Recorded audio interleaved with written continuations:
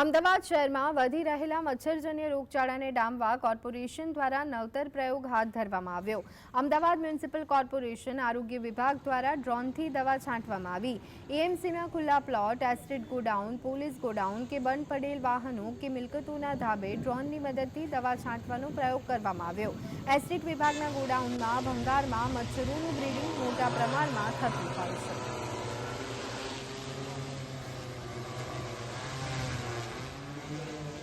Ahmedabad municipal કોર્પોરેશનમાં આવું અગાઉ કોઈ કામ ડ્રોન દ્વારા થયેલું નથી। પર્ટિક્યુલરલી વાત કરીએ તો મેલેરિયાની દવા છાંટવા માટેનું આવું ડ્રોનથી કોઈ કામ થયું નથી। આ વખતે નવતર પ્રયોગ એવો કરેલો છે અમે કે જે જગ્યાએ હ્યુમન રિસોર્સ નથી પહોંચી શકતો, માણસો નથી પહોંચી શકતા તેવી જગ્યાએ અમે સ્પ્રે પહેલાં કરાવતા હતા, પણ એ સ્પ્રે પણ દૂર સુધી નહોતો જઈ શકતો।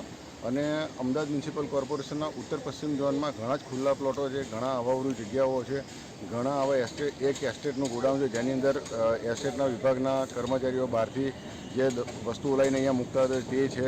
પછી પોલીસ સ્ટેશનમાં પણ પોલીસના સ્ટાફવાળા જે બહારથી વસ્તુઓ વાહનો લઈ આવતા હોય એ બધી અવાવરૂ જગ્યાઓ જે છે ત્યાં આગળ અમારા માણસો ના પહોંચી શકતા હોવાથી અમે ડ્રોનથી આ વખતે દવા છંટકાવવાનો એક નવતર પ્રયોગ કર્યો છે।